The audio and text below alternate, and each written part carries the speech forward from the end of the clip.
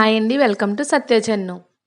మన బాడీకి ప్రతిరోజు ప్రోటీన్ అవసరం ఉంటుంది. దానికోసం మనం ఎగ్స్ అని, చికెన్ అని తీసుకుంటాం. ప్రస్తుతం ఉన్న పరిస్థితుల్లో అవేం తీసుకోవటానికి వీల్లేదు. దానికి ఆల్టర్‌నేటివ్‌గా మనం పన్నీర్‌ని తీసుకుంటే మన బాడీకి కావాల్సిన ప్రోటీన్ అందుతుంది. సో, దానికోసం నేను సింపుల్‌గా ఒక పన్నీర్ రెసిపీ చూపించబోతున్నాను. స్టవ్ పైన పాన్ పెట్టుకొని 1 టేబుల్ స్పూన్ ఆయిల్ వేసుకోవాలి. 2 ఆనియన్స్, 2 టమాటోస్ ముక్కలుగా కట్ చేసుకొని యాడ్ చేసుకోవాలి. ఇవి బాగా ఫ్రై అవ్వాల్సిన అవసరం లేదండి. లైట్‌గా ఫ్రై అయిపోతే సరిపోతుంది. ఇవి కొంచెం మగ్గిన తర్వాత మనం 6, 7 జీడిపప్పుల్ని యాడ్ చేసుకోవాలి. జస్ట్ ఒకసారి అంతా మిక్స్ చేసుకోవాలి. మీకు ఒక రెడీగా అల్లం వెల్లుల్లి పేస్ట్ లేకపోతే గనక ఇక్కడ కొంచెం చిన్న అల్లం ముక్క, వెల్లుల్లి యాడ్ చేసుకోవచ్చు. అవి సెపరేట్‌గా పాన్‌లో 2 టేబుల్ స్పూన్‌లు ఆయిల్ యాడ్ చేసుకొని మసాలా దినుసులు వేసుకోవాలి. చెక్క, లవంగాకు, 1 టేబుల్ స్పూన్ జీరా ఇవన్నీ యాడ్ చేసుకోవాలి. ఉల్లిపాయ, టమాటో పేస్ట్‌ని కూడా ఇక్కడే యాడ్ చేసుకోవాలి.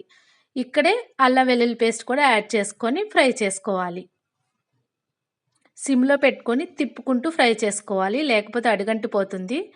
తిప్పుకుంటూ సిమ్‌లోనే ఫ్రై చేసుకుంటూ ఉండాలి. ఇది మంచిగా ఫ్రై అయిన తర్వాత మన గ్రేవీ కన్సిస్టెన్సీ తగ్గట్టు వాటర్ యాడ్ చేసుకోవాలి. అంతా ఒకసారి మిక్స్ చేసుకున్న తర్వాత సాల్ట్ చెక్ చేసుకోవాలి.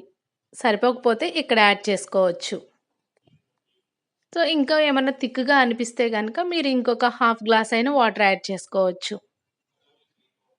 సో, ఇంత పలచగా ఉంటే సరిపోతుంది. అది ఉడికిన తర్వాత ఇంకొంచెం దగ్గరికొస్తుంది. సో, అంతా మిక్స్ అయిపోయిన తర్వాత మనం కట్ చేసి పెట్టుకున్న పన్నీర్ ముక్కల్ని యాడ్ చేసుకోవాలిక్కడ.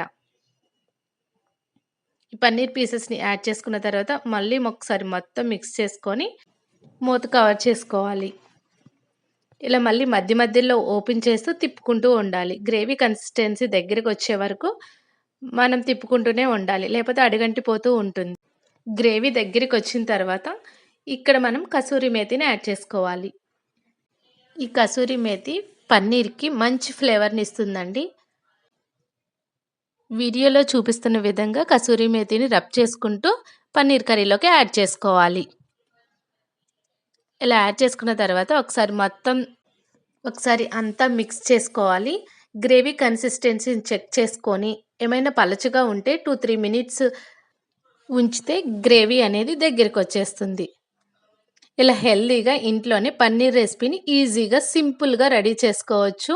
లాస్ట్‌లో కొంచెం కొత్తిమీర యాడ్ చేసుకొని స్టవ్ ఆఫ్ చేసుకుంటే టేస్టీ పన్నీర్ రెడీ అయిపోతుంది.